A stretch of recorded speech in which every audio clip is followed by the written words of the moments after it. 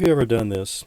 You load up everything in your truck, your fishing rod, your tackle box, you throw in your float cushions, your life vest, you drive, for 30 minutes to a lake.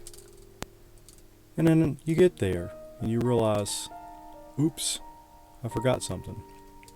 I forgot my paddle on this particular trip. So I thought, well, what can I do? I scrounged around and I found an old expired license tag. I thought, well, this could work. It's waterproof, it's thin, it's about the right size. I had my saw and I had some screws. So all I needed was a dead limb. So I found one.